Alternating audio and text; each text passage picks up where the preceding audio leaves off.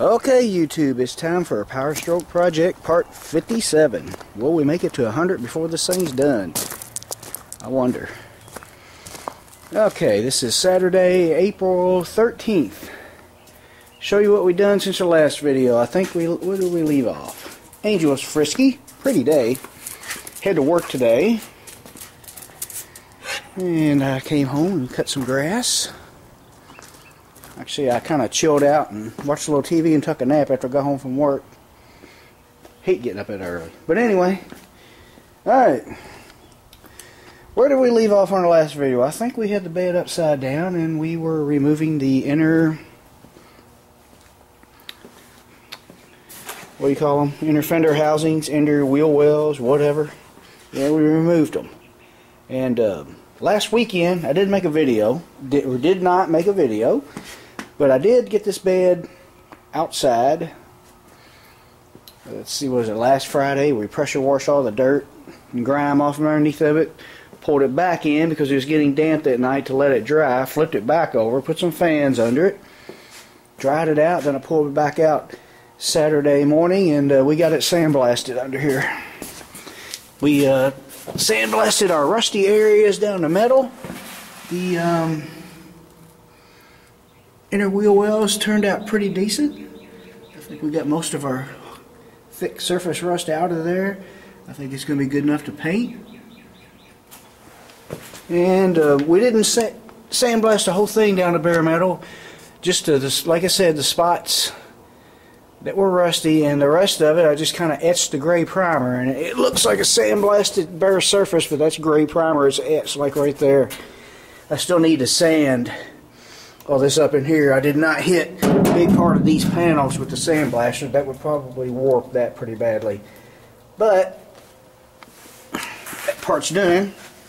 And this weekend we're going to work on fixing this rust. Remember when I told you it was just surface rust and I should be able to just take some body filler and smooth that out? Well, when we hit it with the sandblaster, here's what happened. Let me find a spot. We got some holes.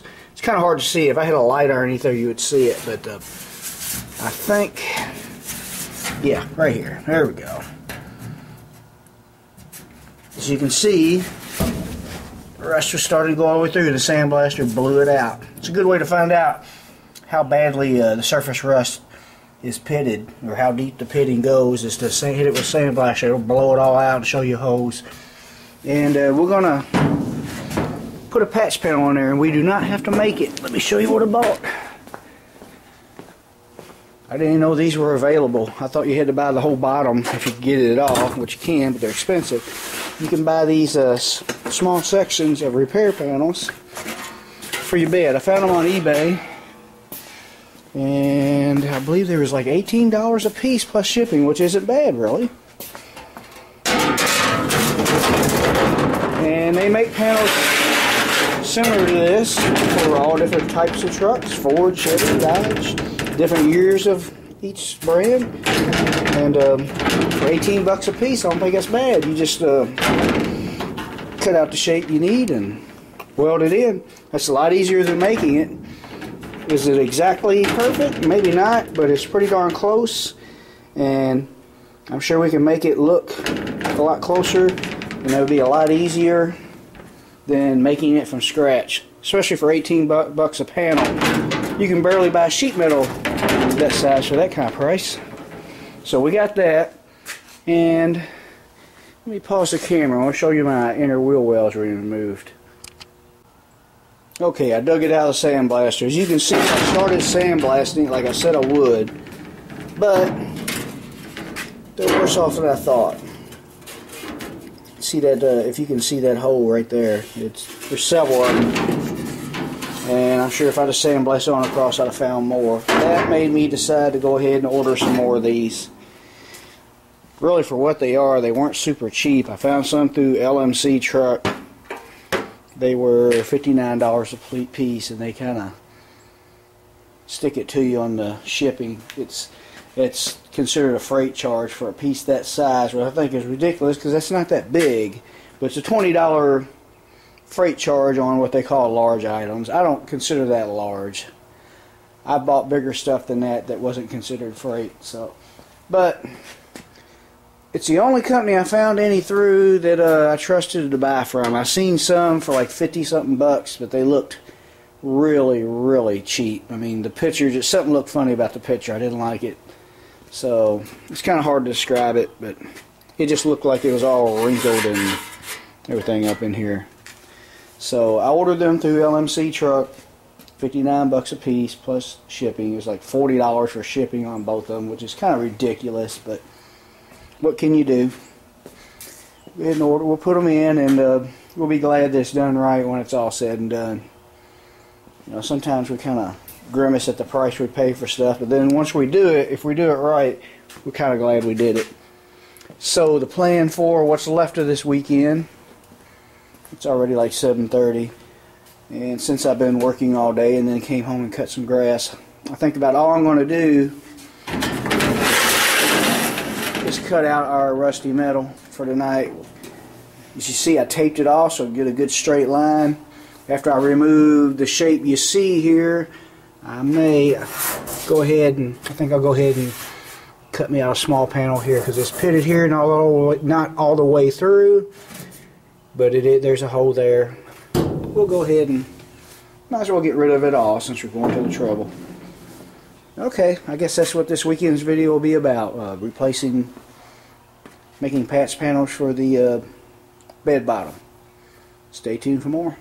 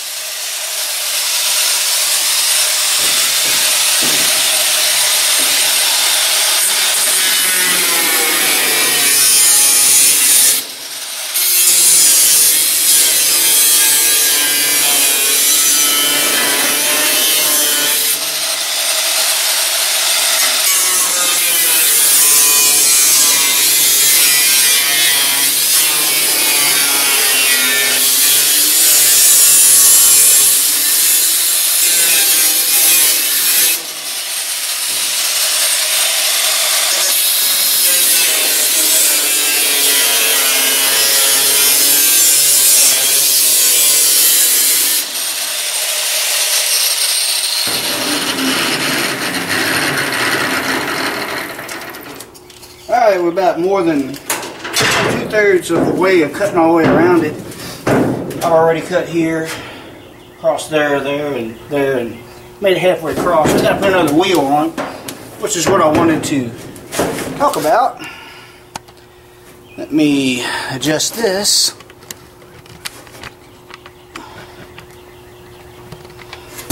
Alright, what I like to use when I cut stuff like this are these little 4-inch cutting wheels. And they work pretty good on these hand grinders, because this electric hand grinder is more powerful than my little die grinder with the cutoff wheel and the smaller cutoff wheels. But you will go through quite a few of these if you do a lot of cutting. But which these are cheap Harbor Freight wheels. Probably a better quality wheel, would hold up better. But this is what we have for now. Just wanted to show you what I used to cut these with, but as you can see, it cuts through it pretty darn quick. So let me swap the wheel and we'll cut the rest of this out. And I think we're going to have some spot welds to drill out, because it's spot welded to some braces under there, which I ran into.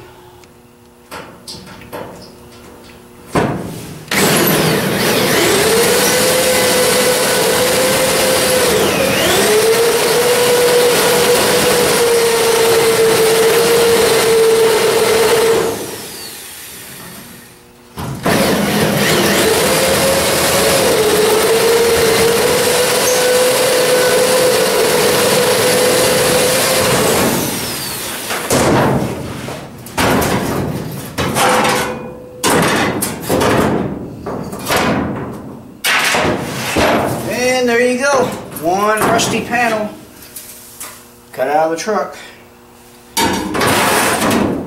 Now we'll have to cut out a new panel and weld it in. Really hated to cut on this bed because the bottom side was just so rust free, except for where it rusted through. And actually it rusted through from the top. And you have to wonder what would cause that. The only thing I can think of is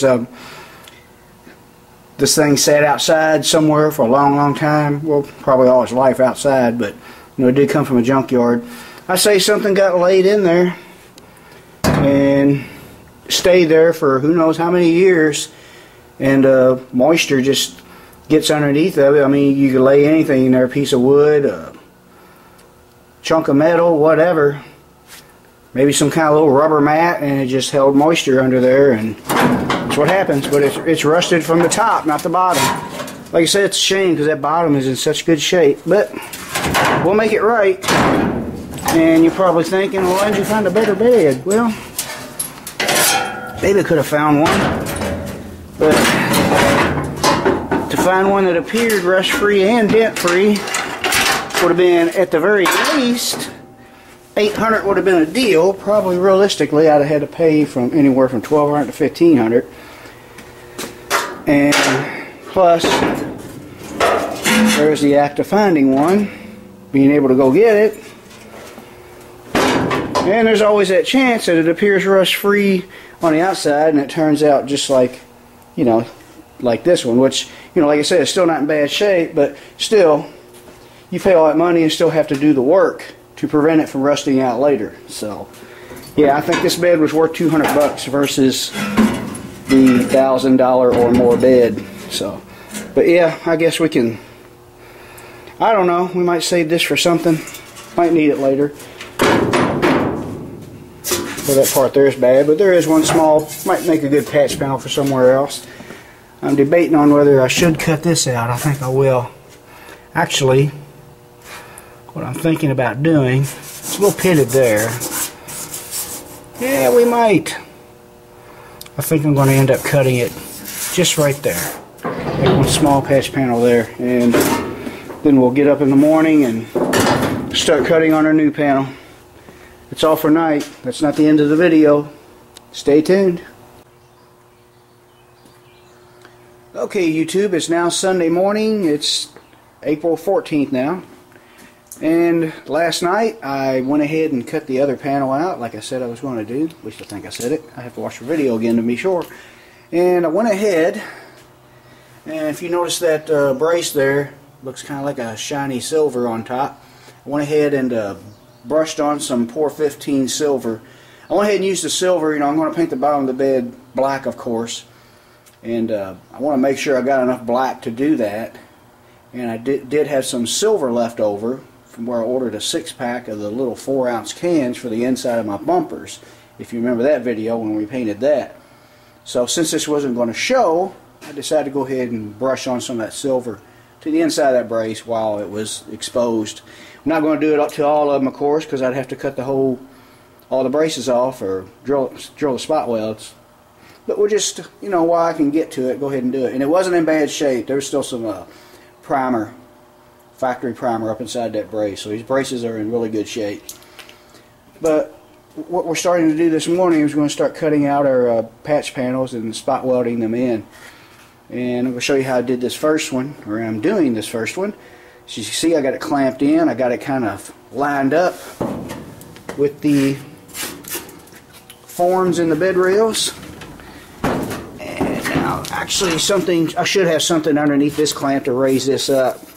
This should be raised up here, but it doesn't matter as long as we got these kind of lined up right here. And I got a weight here because I don't have any clamps that'll reach that far. Now, what we're going to do to mark it,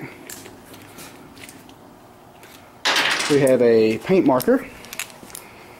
Let me crawl my way under this mess here, and we're going to mark the first one like this.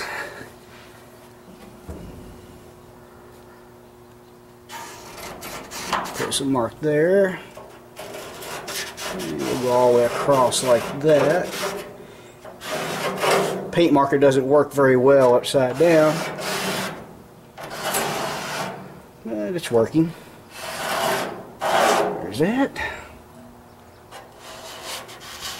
Mark this here. Now, I was going to do this, or just mark all my panels and cut them out all at once, but I kind of changed my mind on that to be sure we're getting them all cut out right.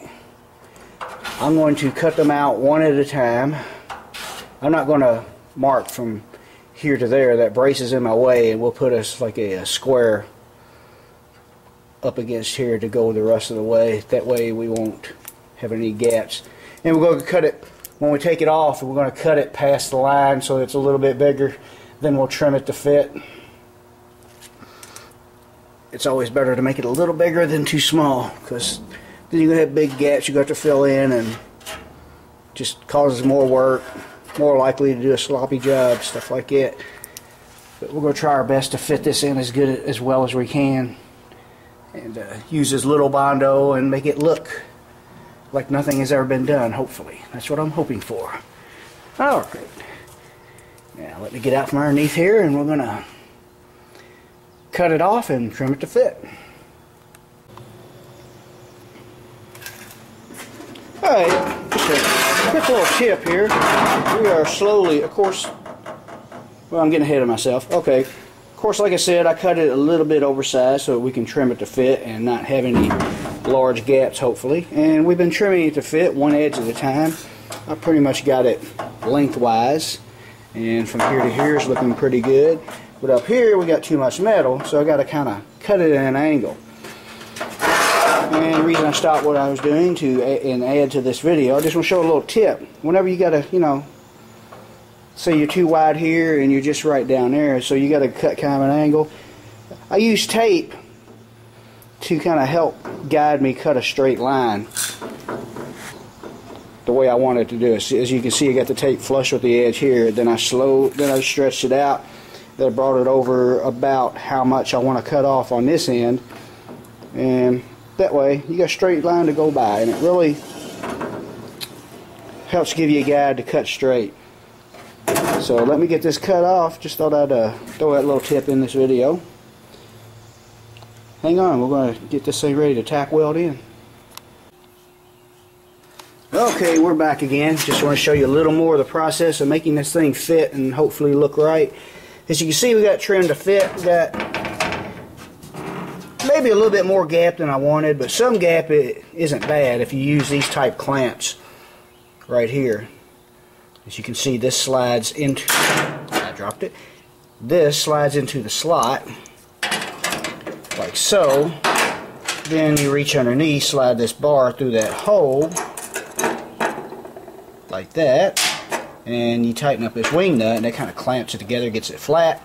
And this little piece right here, little thin piece that slides in there, kind of keeps you a gap. And sometimes it's easier to weld a thin panel together with a little bit of a gap in there, and that's what those are for. But what we're doing right now, the end of these panels are not, the bend doesn't match on the last bend, so, and I didn't want to cut that off and have to overlap and use more material than I had to.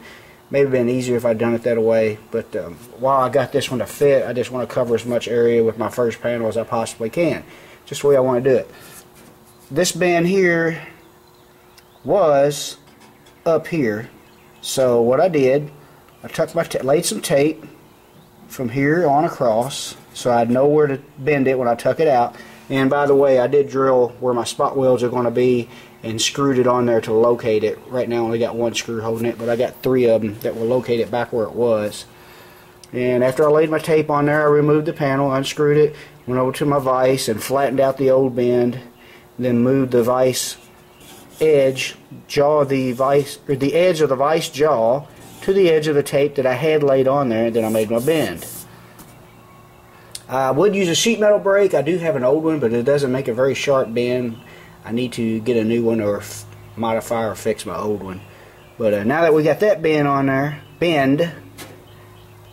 I need to go ahead and make this bend it down that way.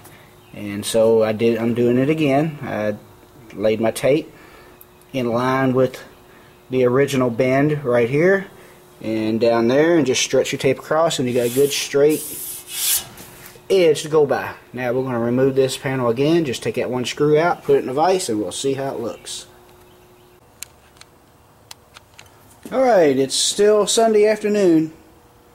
About 5 hours later. It's about 5 hours of work. We've got our panels trimmed and cut out, and actually almost ready to tack weld in. As you can see, where I had 2 different new panels I had set beside each other, I went ahead and spot welded them together. But everything fits in there pretty decent. Got a few gaps that are wider than I wanted, but even with that, everything worked out pretty good. Went ahead and made a new panel here. I still need to drill the mounting hole, bolt hole for the bed where it bolts to the frame. I made this out of the piece of the old part that I cut out, the part that didn't have any rust. Here's the piece I replaced. That got a little tricky. I had to, probably would have made a decent video making it, but I wasn't sure how I wanted to make it, so didn't make a video on it. But actually I'm kind of proud of it. I got this too long, but I think it'll still work out fine. My bolt will be, yeah, right about there. My bolt will be a little closer to that. That's okay. If anything, I can